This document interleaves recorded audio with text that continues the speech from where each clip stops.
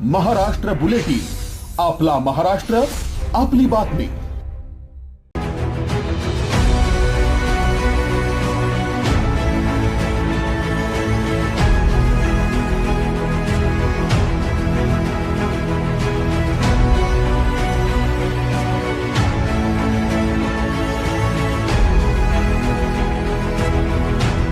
नाशिकच्या सातपूर परिसरात गुन्हेगारांनी कायदा आणि सुव्यवस्था धोक्यात आणली असून जाधव संकुल परिसरात आज सकाळी 7:30च्या सुमारास महिला व्यावसायिक सुनीता डुमरे यांच्यावर 2 अज्ञात चोरट्यांनी दुकानात शिरून हल्ला केला।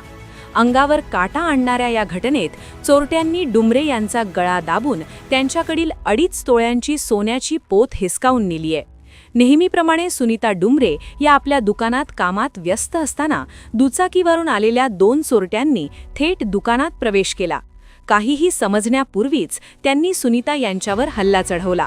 या झटापटीत सुनीता यांची सोन्याची पोत ओरबाडली आणि क्षणात पसार झाले।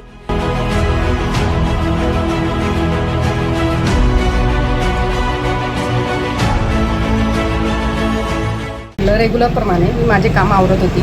2 जण आले, त्यांनी माझ्याकडे 1-2 वस्तू घेतल्या, मी त्यांचे पैसे रिटर्न केले। नंतर त्यांनी माझ्याकडे 2 पिशवी घेतली। 1 रुपया परत करायसाठी मी माझ्या काउंटरजवळ आली आणि त्यांनी माझा गळा दाबला आणि पोत घेतली। 2.5 तोळ्याची पोत होती आणि त्यांनी दोघांनी पण मास्क घातला। सकाळी 7:30च्या दरम्यान भर वस्तीत आणि दिवसाढवळ्या घडलेला हा थरार सीसीटीव्हीत कैद झालाय।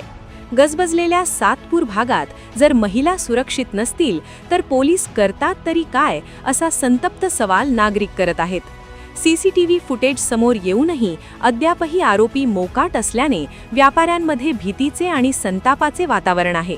नाशिक पोलीस या बायकर्स गँगच्या मुसक्या आवळणार की चोरटे पुन्हा महिलांवर हल्ले करून सोन्याचे दागिने हिसकावून पळणार का, याकडे सातपूर वासियांचे लक्ष लागले। महाराष्ट्र बुलेटिनसाठी भूषण जैन, नाशिक।